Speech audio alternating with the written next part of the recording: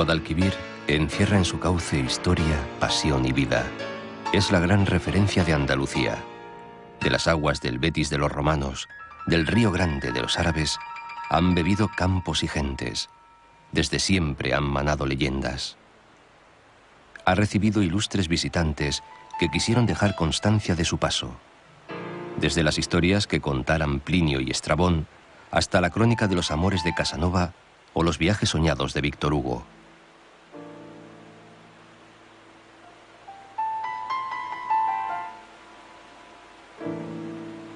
El río, una fractura en el terreno de casi 700 kilómetros, ha sido y es el alma y la esencia del sur. Ay, río Guadalquivir, camino veloz, amigo. Baja de Cazorla. Esquiva Úbeda y Baeza. Se aleja de Linares. A Jaén parece que la olvida. Corteja Andújar y Marmolejo. Y sigue camino por Montoro hasta cruzar Alcolea y ganar Córdoba.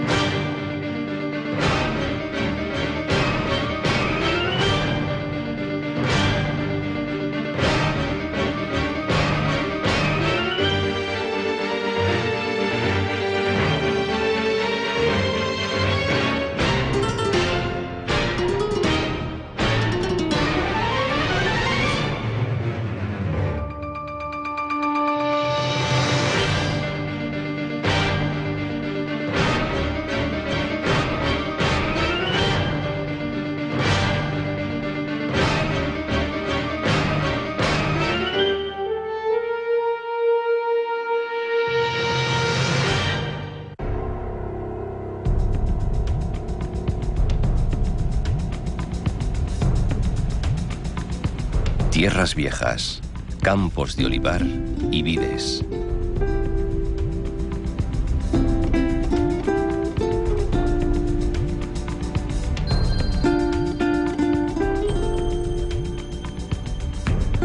Y en una vieja y aislada roca, el castillo de Almodóvar del Río. A la obra musulmana, barbacana completa y torres cuadradas, se añadieron otras mayores en época cristiana. Y la del homenaje, Torre Albarrana hacia el lado del río.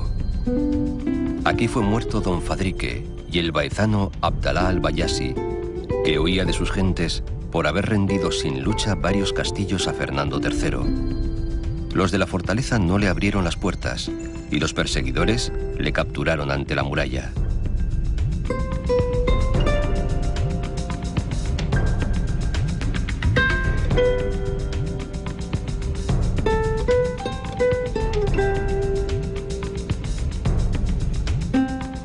Y es leyenda que aquí, precisamente aquí, guardaba sus tesoros el más sevillano de los reyes, don Pedro el Cruel.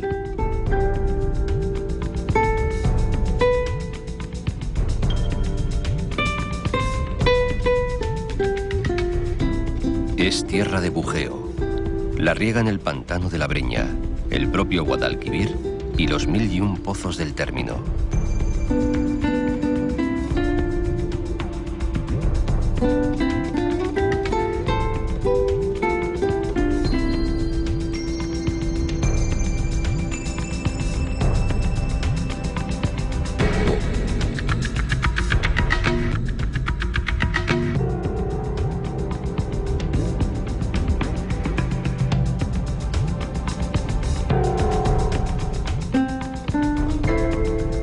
Hoy lugar de ocios marineros, pero desde siempre huerta, naranjas, algodón, ganado de lidia.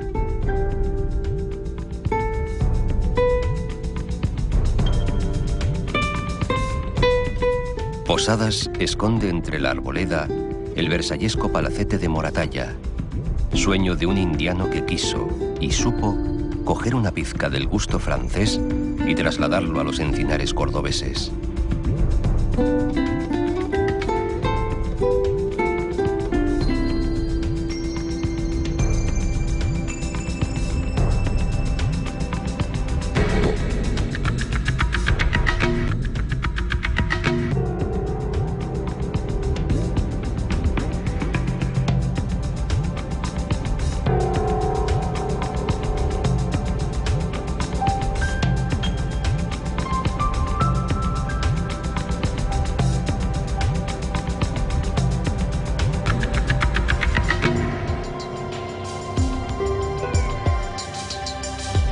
Monte arriba, verde y piedra pizarrosa, la Sierra de Hornachuelos.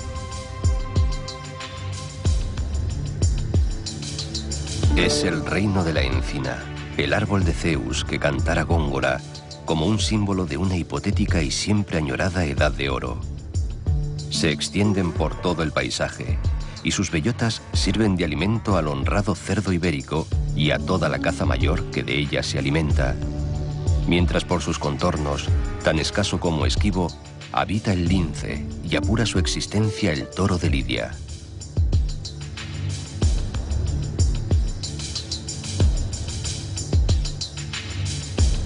Palma, cordobesa, balcón sobre Sevilla, cuyos rasgos se traslucen en el caserío, proclive al ladrillo, la azulejería y el color ocre.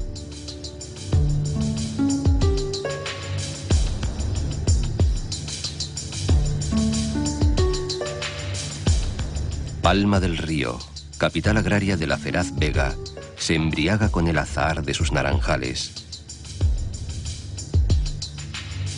Y tiene el privilegio geográfico de asistir al abrazo que se dan, a la sombra de sus murallas almohades, el Genil y el Guadalquivir, los dos grandes ríos andaluces.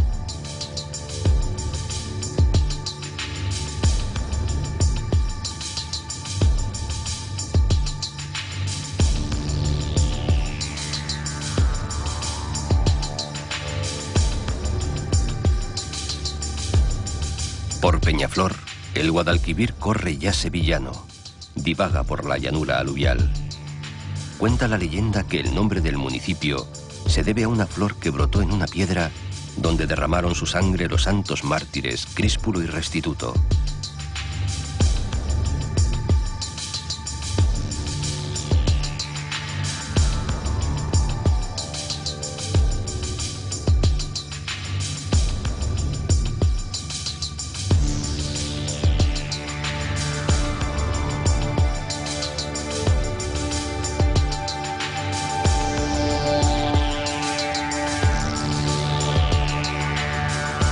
El discurrir se hace perezoso para entrar por Lora del Río, en una alameda de la margen derecha de la corriente, entre campos de algodón y girasoles.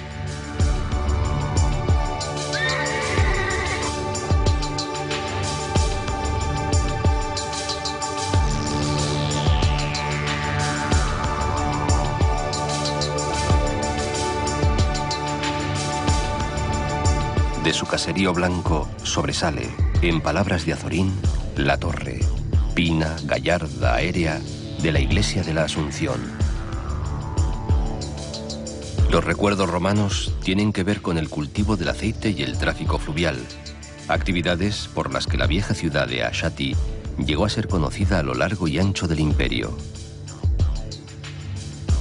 Poco se sabe en cambio de la Lora musulmana, que debió ser conquistada por el rey Fernando III para entregarla a los caballeros de la Orden de San Juan.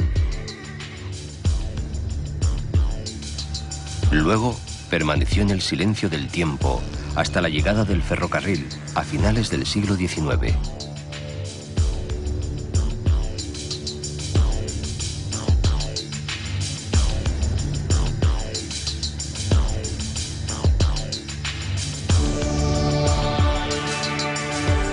Poco después se arrejunta el Guadalbacar, nombre que revela naturaleza de afluente y cuyas aguas proceden de una concentración fantástica de grutas en el alto llamado Charco del Infierno.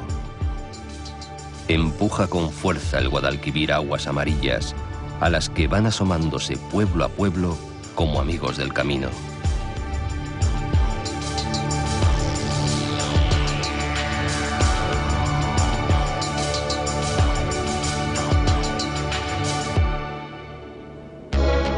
Los áridos rojos de las tierras fluviales suben hasta los Alcores, el bastión rocoso que domina la gran campiña.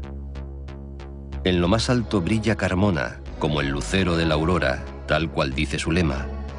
Es esta, sin duda, una de las grandes ciudades de Andalucía. Historia, cultura y libertad se escriben aquí con las letras mayúsculas de un pasado milenario.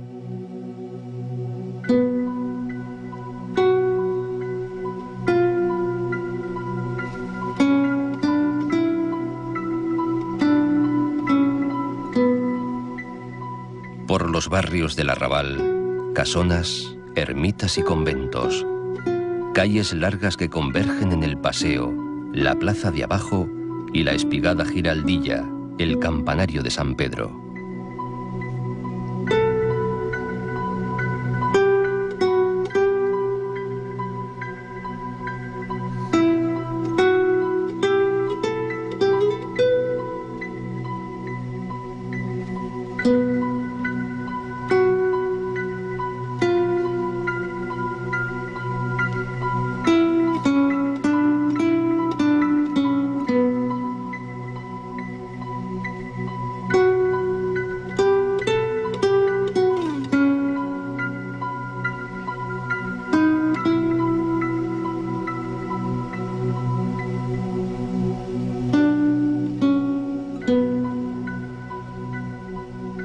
La puerta de Sevilla abre el camino de la ciudad antigua, limpia y blanca, que amurallada por tartesos, turdetanos y cartagineses, tomó su forma definitiva bajo el dominio romano, cercándose de muros y puertas. La Carmuna árabe sostuvo siempre una cierta independencia frente a Córdoba y Sevilla, hasta que en el siglo XI, convertida en bastión de rebeldes de todo signo, proclamó su propio estado, amparada en la belicosa fortaleza de los birzalíes que reforzaron la muralla y labraron alcázares. Luego, los monarcas cristianos la continuaron mimando.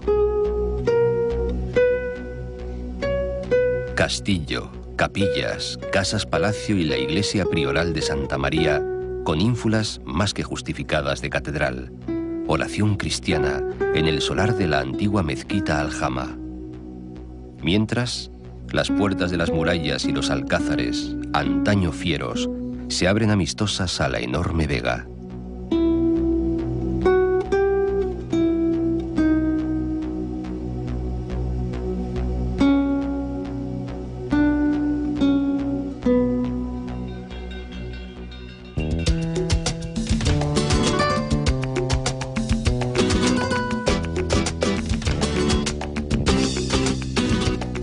Al sur, el viso del Alcor, altivo sobre el perfil del cielo bisueño.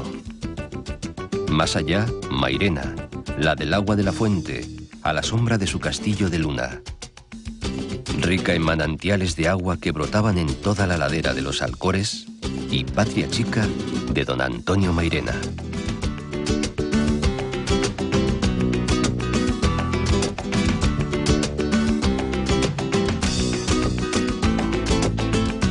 La Alcalá de los Panaderos no es otra que la mora Alcalá de Guadaira, en los confines de la gran ciudad. Más bien debiera ser Alcalá de los Molinos, pues los molinos de agua, mudéjares en su mayoría, fueron santo y seña de la época y el lugar, marcándolo con una característica muy peculiar.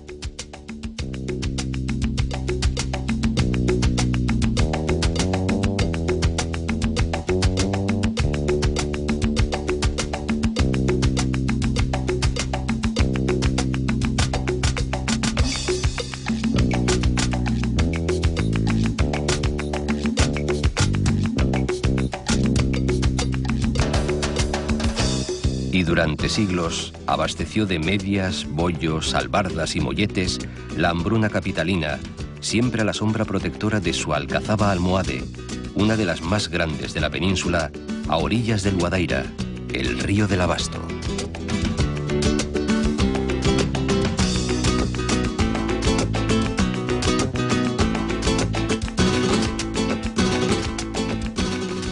Junto al río hay otra Alcalá, que se había quedado en el camino, Alcalá del Río.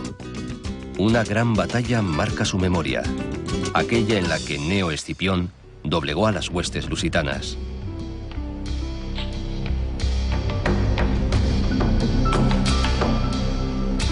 A partir de aquí, comienza el valle bajo del curso fluvial, que se convierte en ría por la influencia sentida de las mareas. Último puerto del Betis, al que, según Estrabón, llegaban naves de importante calado. A la vista, el viejo Santiponce, que nació en un lugar denominado Isla de Hierro. Padecía frecuentes riadas y en una de ellas, acaecida el 20 de diciembre de 1603, quedó sepultado para siempre. Los vecinos supervivientes buscaron la protección de los monjes del monasterio de San Isidoro del Campo, quienes les cedieron tierras más altas, edificándose un nuevo Santiponce sobre y entre las ruinas de la ciudad romana de Itálica.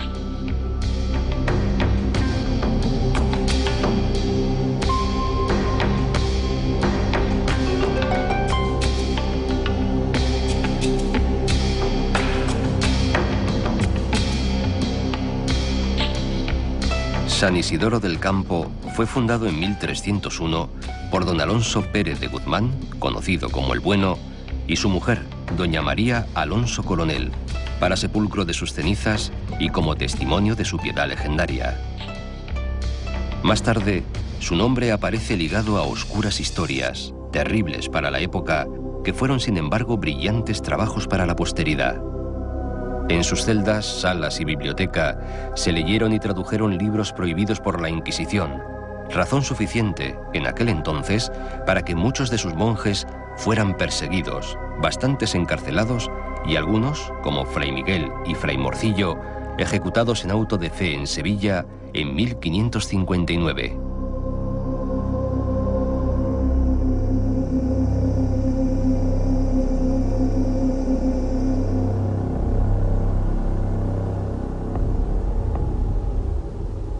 El subsuelo es romano, las ruinas, Itálica. Estos, Fabio, ay dolor, que ves ahora.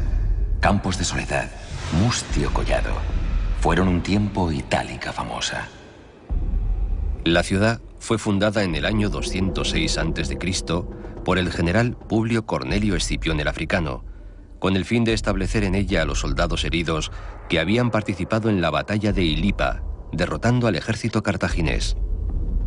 De la época de Augusto data la construcción del teatro, emplazamiento donde algunos años después se erige un templo dedicado a la diosa Isis.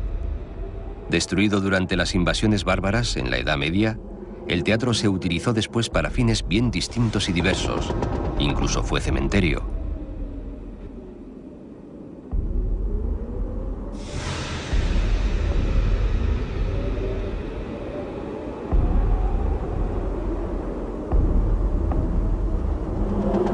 A pesar del expolio de siglos y hombres, Itálica es la primera ciudad latina de Iberia y cuna de dos emperadores, Marco Ulpio Trajano y Publio Aelio Adriano, que aunque nacido en Roma, fue educado en esta ciudad.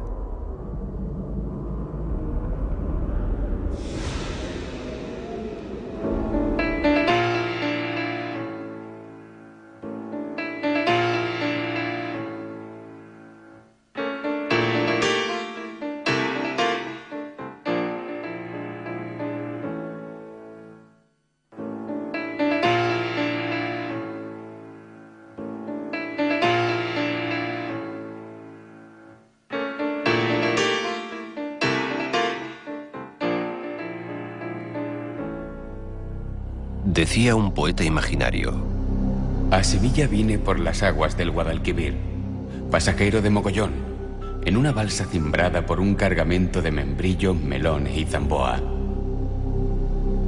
Entra el Guadalquivir en Sevilla, despacio, como perezoso. Todavía a 100 kilómetros del mar, sus aguas se hacen puerto, cambiando sal y mareas por agua dulce, ante la majestuosa Torre del Oro, santo y seña del río, construida por los almohades con el fin de controlar su paso. Estaba unida por medio de una gruesa cadena a otra torre similar que había en la orilla opuesta. Al parecer, antiguamente estuvo revestida de azulejos dorados, de ahí su nombre, y no de que acumulase oro en sus dependencias. Ven, Guadalquivir, Sevilla te espera.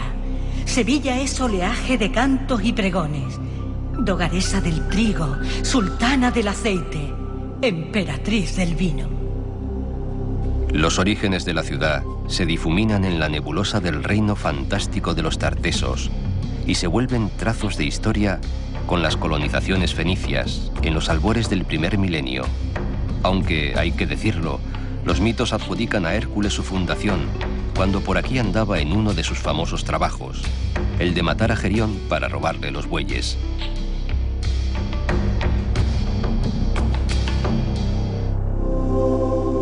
Los romanos la llaman Hispalis, tierra llana, antes de que la disfrute el mismo Julio César, cuestor y pretor de la ciudad, y sufra los amores o las embestidas visigodas, árabes, vikingas o cristianas. Nacida del río, podría ser en verdad su nombre, pues gran parte de su importancia histórica surge de su posición ante la magnífica corriente llamada sucesivamente Tartesos, Betis y Guadalquivir.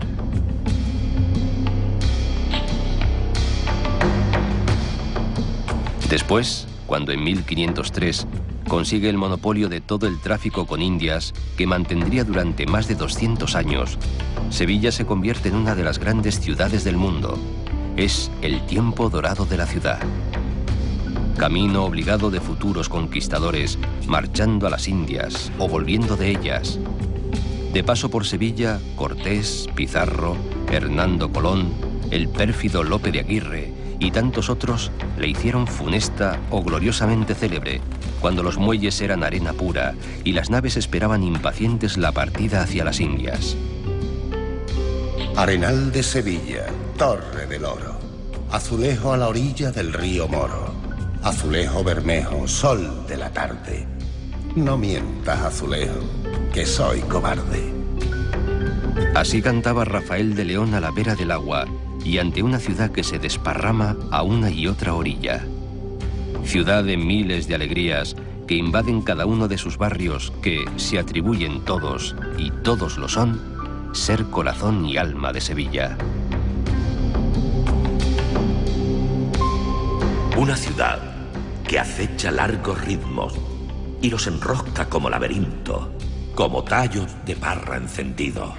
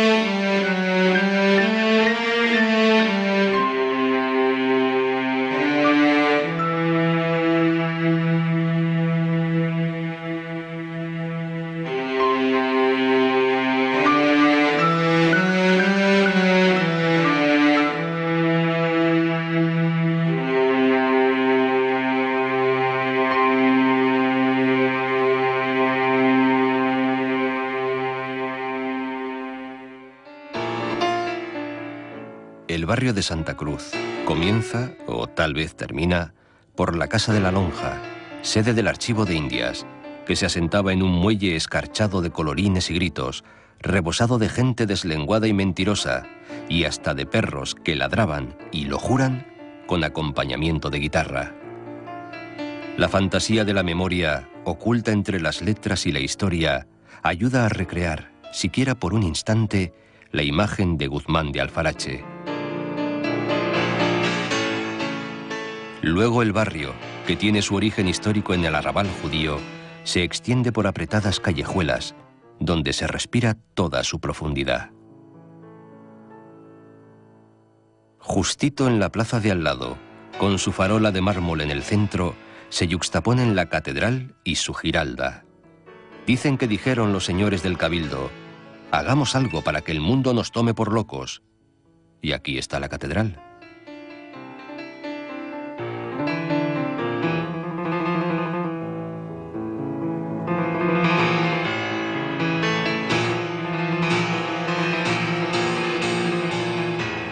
Enfrente, el Palacio Arzobispal.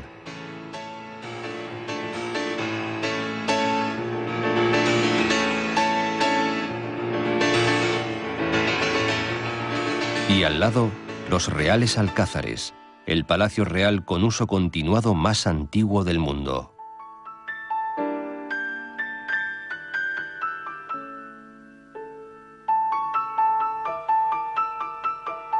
Lo que los sevillanos llaman el centro es como un eje fundamental para el buen discurrir de la Sevilla que se mueve a esta parte del río.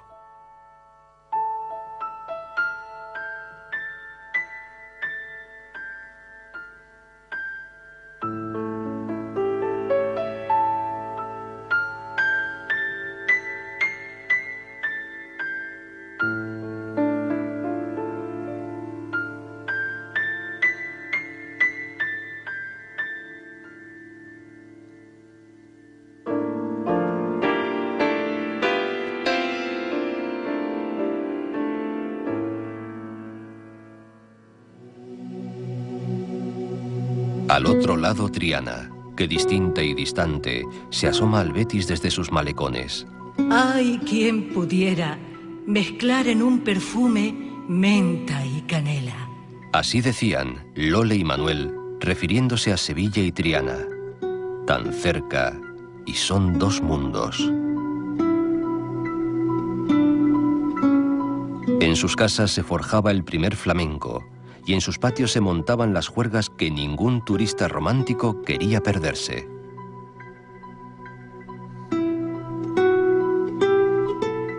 Juan Belmonte fue el pasmo de Triana, y aunque nacido en la calle Feria, asoció su nombre y su figura al barrio que lo recuerda con un monumento en la plaza del Altozano. Dicen que le dijo Valle Inclán: «Maestro, solo le falta morir en la plaza». Y que él le contestó: «Se hará lo que se pueda, don Ramón, se hará lo que se pueda». Se tuvo que matar él solo, porque no había Dios que matara a aquel genio de la tauromaquia. ¡Ay, río de Sevilla, qué bien parece, lleno de velas blancas y ramos verdes!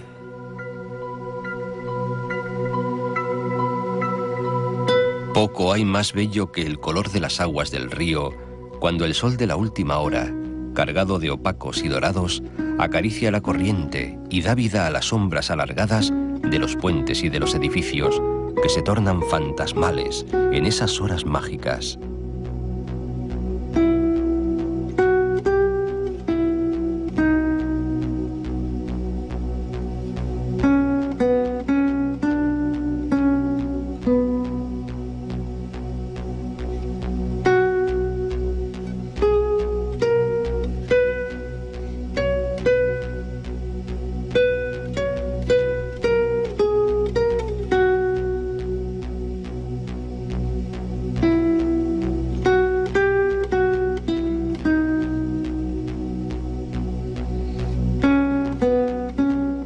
Luego, la ciudad se aprieta en las luces, presumiendo coqueta de su belleza, su historia, su gente.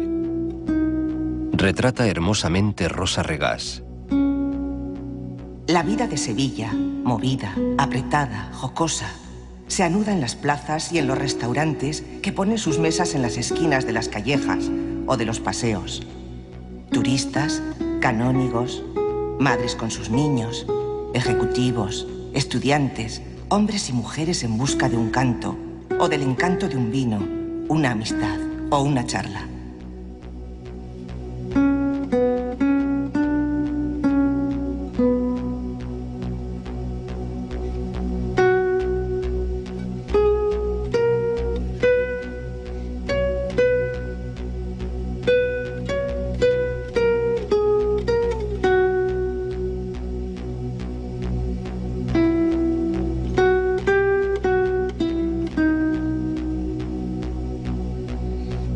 A la ciudad, ya eterna, amanece el esplendor de la nueva Sevilla, que recostada en el río, aprovecha los terrenos de la segunda exposición universal.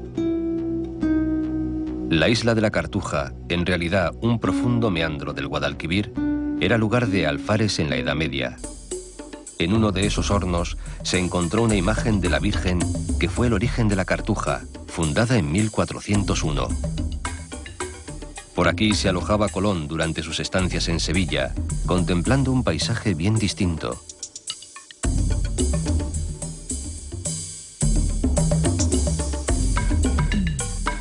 Modernas torres y edificios moldeados con cristales y aceros que parecen jugar al veo-veo, y puentes que, suspendidos del aire, unen la ciudad al futuro.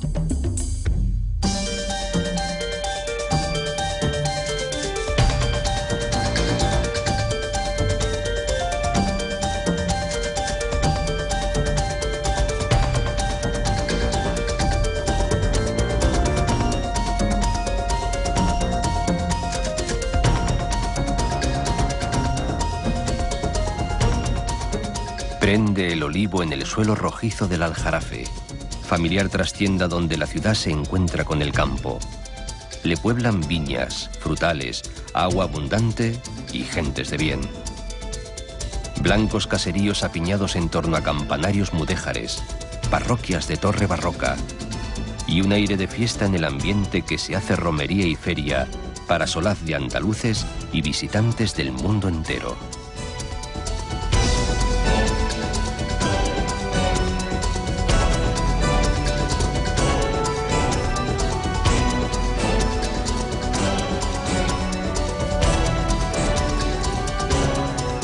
Sanlúcar la Mayor se asoma al valle del río y al horizonte abierto de la tierra llana que se pierde hacia Huelva. Conocido antes como Sanlúcar de Alpechín por su producción aceitera, es pueblo de larga historia que experimentó su apogeo en la Edad Media, cuando los almohades le dotaron de un extenso perímetro amurallado, y aún más tarde, cuando los cristianos le dieron un espléndido grupo de iglesias mudéjares.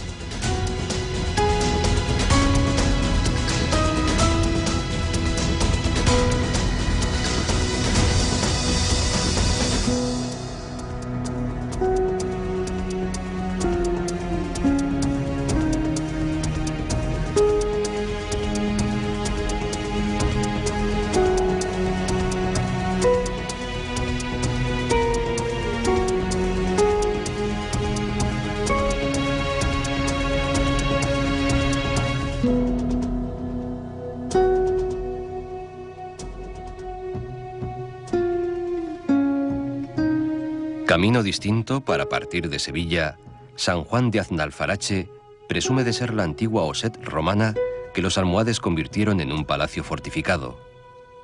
Entre sus muros celebró el califa Abu Yusuf Yaqub su victoria de Alarcos sobre Alfonso VIII. Y justo a la orilla del Guadalquivir, Gelbes descansa en el Aljarafe. Es villa histórica y cuna de un grande de nombre pequeño, Joselito. Ahora su relación con el río se ha intensificado con la apertura de un puerto deportivo donde se agrupan veleros y embarcaciones de recreo.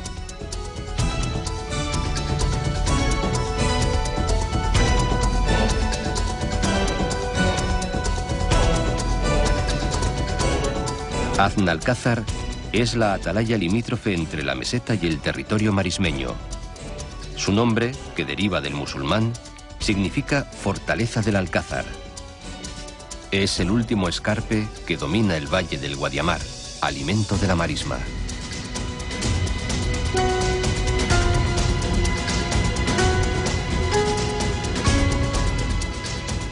Un cipo romano del siglo II marca los orígenes de Coria del Río.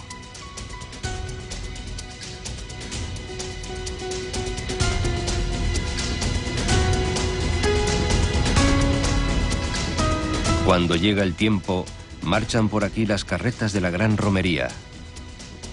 Ante la arboleda del paseo ribereño, se mecen las barcas de pesca con sus artes al aire, en medio del trasiego de la barca que cruza indistintamente personas, vehículos, animales y carretas romeras de una a otra orilla.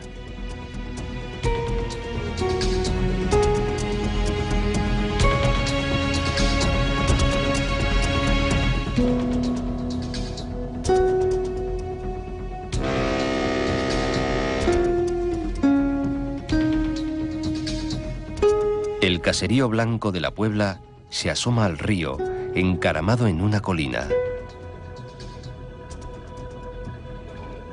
Desde las ventas, al borde mismo del agua, se ven los barcos pasar rumbo al puerto de Sevilla o camino de la mar.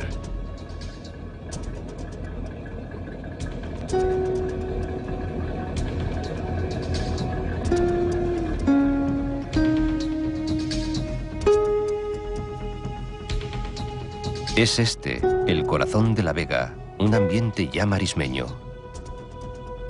En los alrededores se conserva un impresionante catálogo de cortijos y haciendas de diversos estilos que en su conjunto conforman un auténtico tesoro de la arquitectura rural de la Baja Andalucía.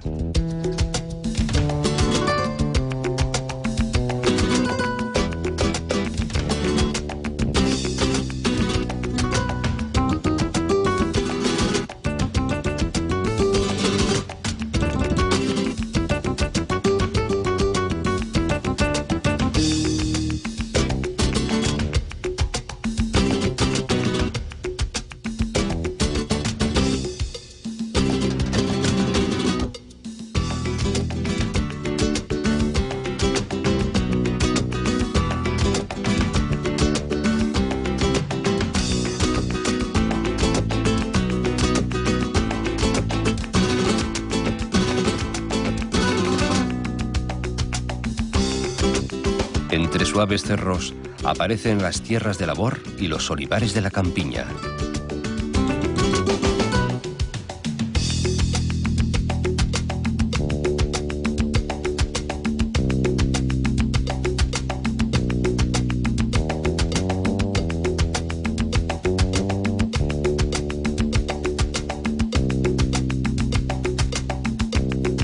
Los campanarios señalan la presencia de Utrera. Plinio la consideró entre las ciudades más importantes de la Bética. Su actual nombre puede proceder de odres o utres, ingenios donde se transportaba el vino. Sin embargo, pese a tanta importancia, los restos de la población todavía no han aparecido.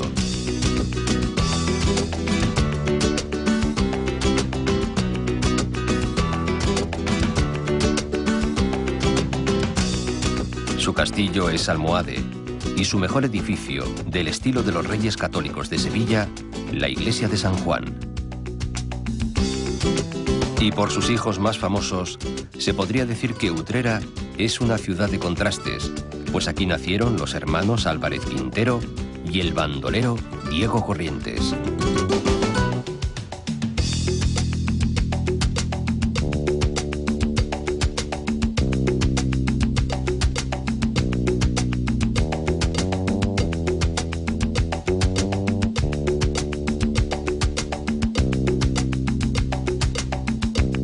Por estos campos empezó la cría del toro bravo.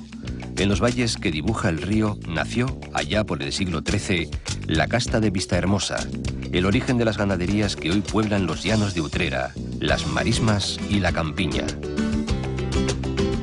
Toros de verdad, primos hermanos de los que soñara Fernando Villalón, al que llevaron a la ruina unos negocios absolutamente poéticos, según Alberti. Gastó una gran parte de su fortuna heredada buscando y queriendo conseguir una ganadería de toros con los ojos verdes. Soñó recuperar el mito de la Atlántida, conseguir el toro dios del relato platónico. Dueños de las dehesas, los toros enseñorean el paisaje.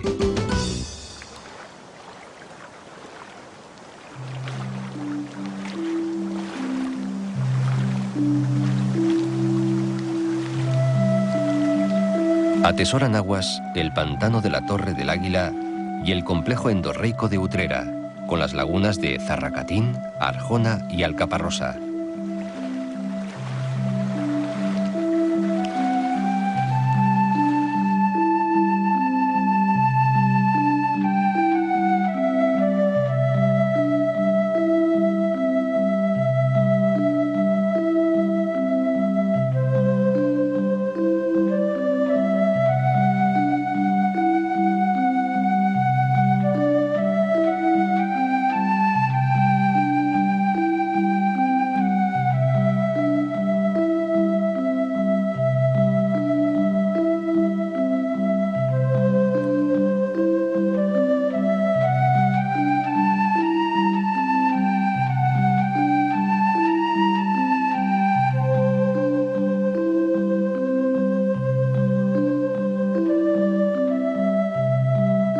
Cerca, 4 niñas vieron a la Virgen y se armó la de Troya.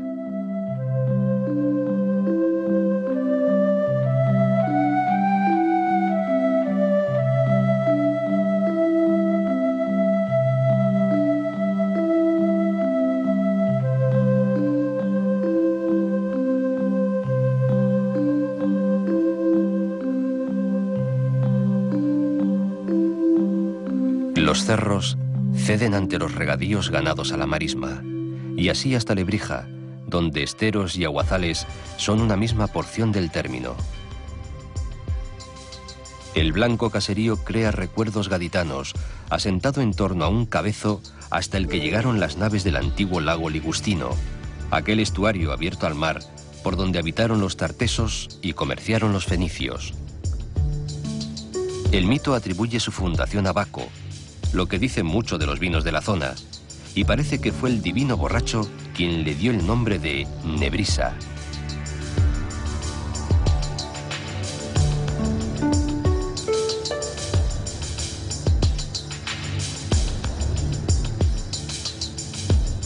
Uno de sus ilustres hijos fue Elio Antonio de Lebrija, aquel cronista de los Reyes Católicos, autor de la imperecedera Gramática Castellana.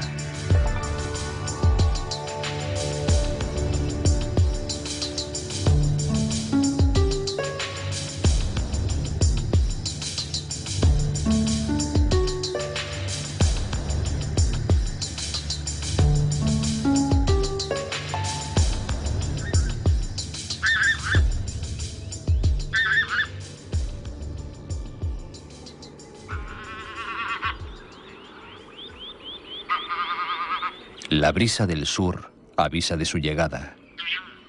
Anuncia aquellas soledades de que hablara Estrabón, donde algunas crónicas antiguas localizaron el jardín de las Hespérides, las praderas donde pastaban los bueyes del mítico rey Gerión.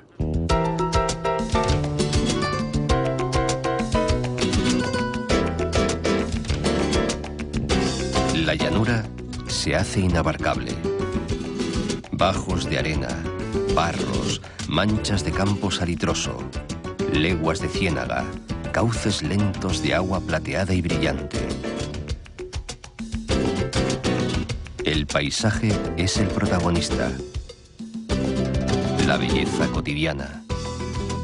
La naturaleza manda.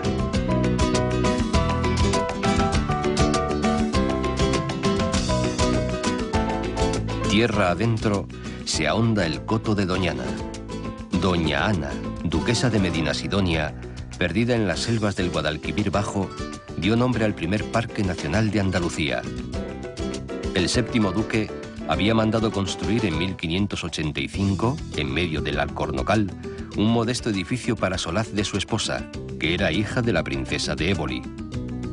Después se amplió para la visita al coto de Felipe IV, uno de los grandes acontecimientos cinegéticos de la historia de España.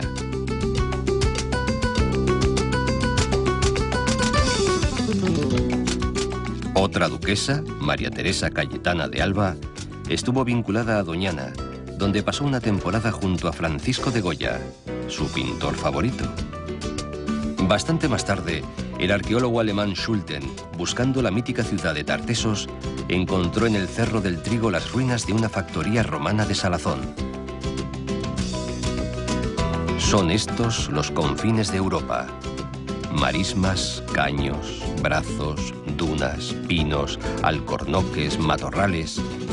Uno de los rincones más mágicos del continente.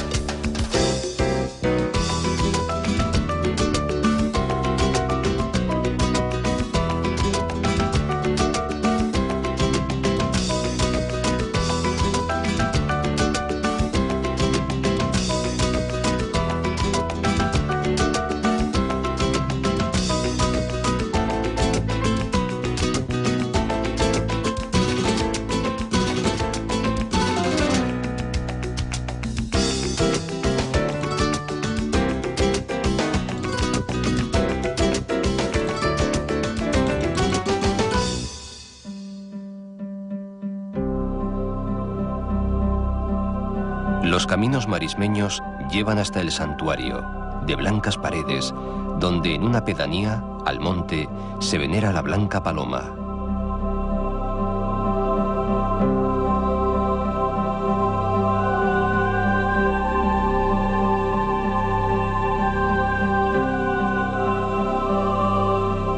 La devoción en estos arenales hunde sus raíces en el medievo. Cuenta la tradición popular que fue el propio Alfonso X el Sabio quien mandó construir la primitiva ermita en estos apartados cazaderos del arroyo de las Rocinas.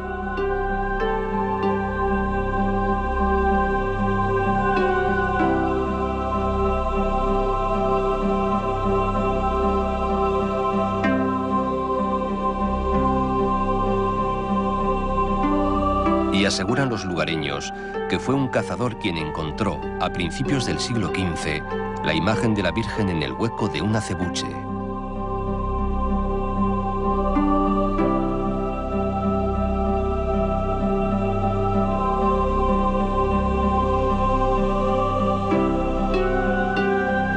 La tradición obliga a llevarla en procesión hasta el monte cada 7 años vestida de pastora. Pero la pasión hace imprescindible la visita romera de cada año.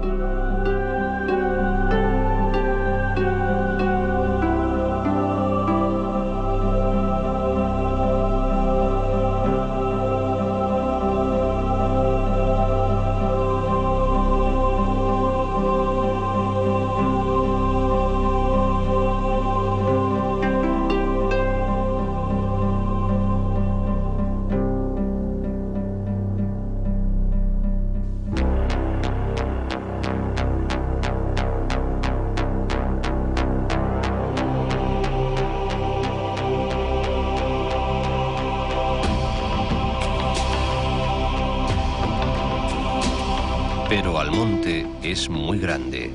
Su extenso término acoge no solo a Doñana y el Rocío, sino las playas del litoral, las playas de Castilla, nombre con que se conoció durante siglos la costa del Parque, pues fue Castilla quien las conquistó a los musulmanes.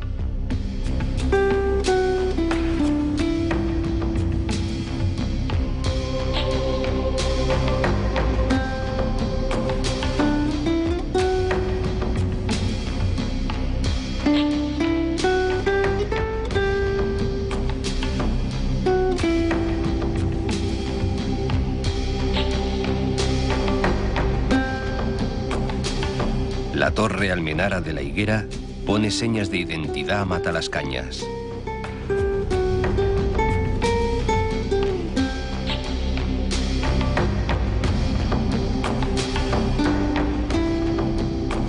Donde se encuentran el camino de agua y los vientos del océano, aparece Sanlúcar de Barrameda. Aquí la vida tiene otro ritmo. Doñana, la Manzanilla y el Langostino escriben con letras mayúsculas un turismo importante, mientras los sanluqueños, con el recuerdo presente de la última carrera de caballos por la playa de la Guía, disfrutan de la vida en sus dos barrios, el Alto y el Bajo.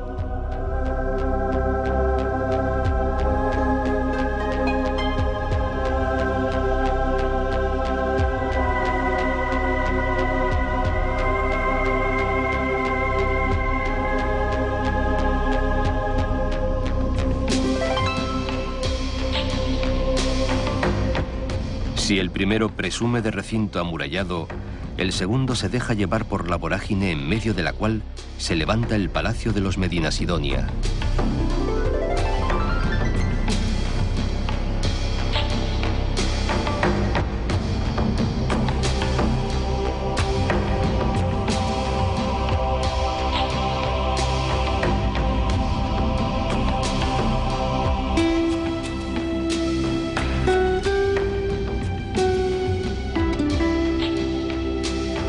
Para todos, las bodegas, donde se degusta la sutil y fina manzanilla.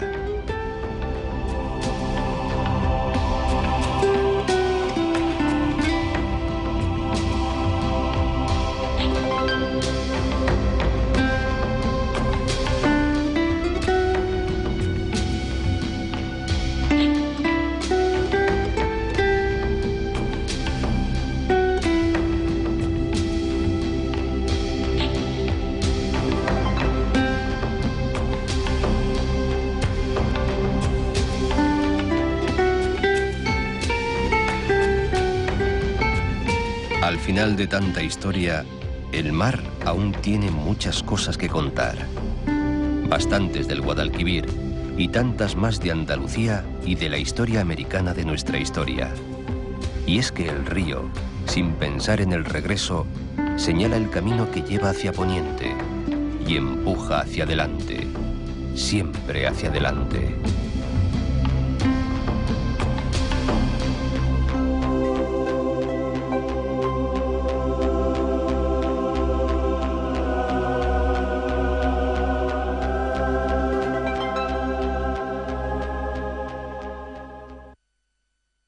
Yo voy soñando caminos de la tarde, las colinas doradas, los verdes pinos y las encinas, ¿a dónde el camino irá? ¿A dónde el camino irá? Yo voy cantando viajero a lo largo del sendero. La tarde cayendo está. La tarde cayendo está.